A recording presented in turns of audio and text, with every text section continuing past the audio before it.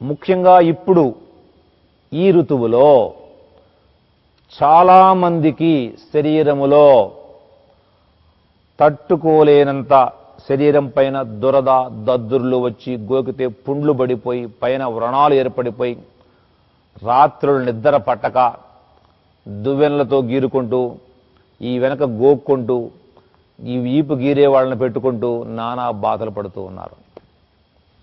దీనికి ఇంత బాధపడే పని లేకుండా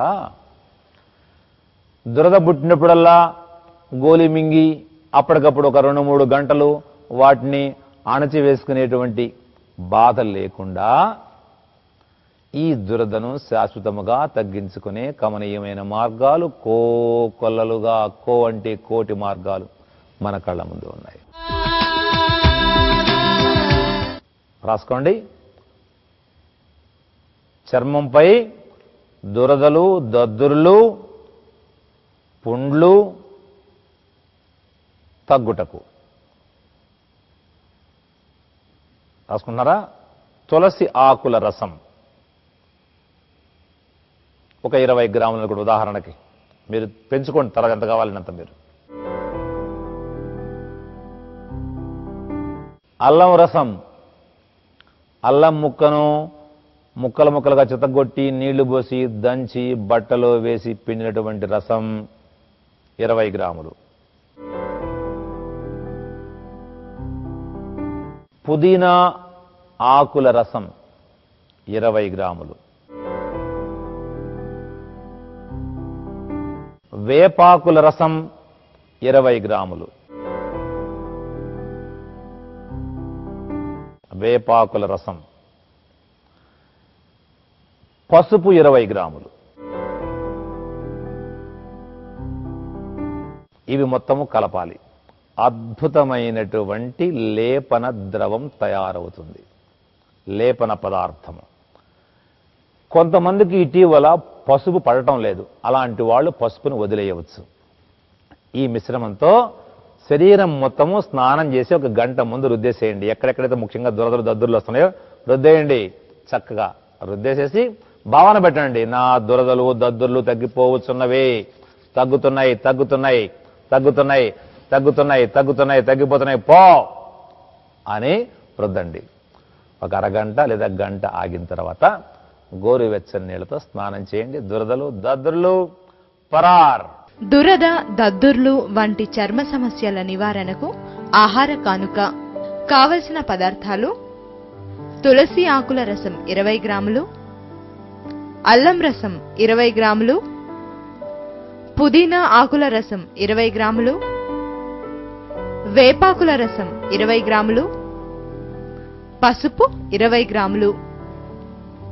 తయారు చేసే విధానం: తులసి ఆకుల రసం, అల్లం రసం, పుదీనా రసం, వేపాకుల రసం, పసుపును ఒక పాత్రలో కలుపుకోవాలి. ఈ మిశ్రమాన్ని అరగంట నుండి గంట వరకు శరీరానికి పట్టించి స్నానం చేయాలి. ఈ విధంగా చేస్తూ మరొక ఆహార కానుకని తీసుకోవాలి. వాము, బెల్లాన్ని సమాన భాగాలుగా తీసుకొని పొడి చేసుకోవాలి. ఉదయం సాయంత్రం 10 గ్రాముల మోతాదుగా ఈ పొడిని తినాలి. ఈ విధంగా క్రమం తప్పకుండా చేయడం వల్ల దురద దద్దుర్లు వంటి చర్మ సమస్యలను నివారించుకోవచ్చు.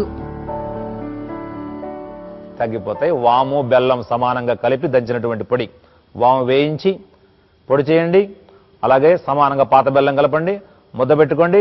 10 గ్రాములు పొద్దున సాయంత్రం లోపలికి చప్పరించి తింటూ ఇప్పుడు చెప్పినటువంటి ఈ లేపన ద్రవాన్ని శరీరానికి లేపనం చేసుకున్నటువంటి దురదలు దద్దులు తగ్గిపోయి చర్మ సౌందర్యం ఇనుముడిస్తుందని మా ప్రియమైనటువంటి ప్రేక్షకులకు చెబుతూ ఇప్పుడు మనం ఒక అందమైన అద్భుతమైన ఆయుర్వేద అనుభవాన్ని చూద్దాం. నా పేరు బాలకృష్ణ, నేను రాజోలు గ్రామంలో నివసిస్తున్నాను. ఫైర్ అగ్నిమాపక శాఖలో పనిచేస్తున్నాను.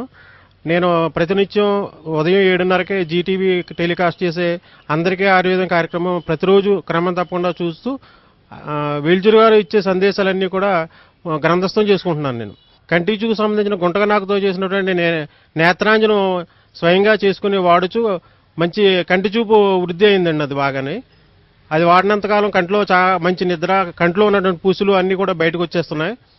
దీంతో పాటుగా నేను త్రిఫల చూర్ణం వేల్చూరు గారు చెప్పిన పద్ధతిలో వాడుతూ ఉన్నాను. నాకు 96 కేజీలు ఉన్న వ్యక్తిని ఇవాళ 84 కేజీల వరకు ఉన్నాను. అంత తొందరగా 11 కేజీలు తగ్గడం అంటే చాలా గొప్ప విషయంగా నేను భావిస్తున్నాను.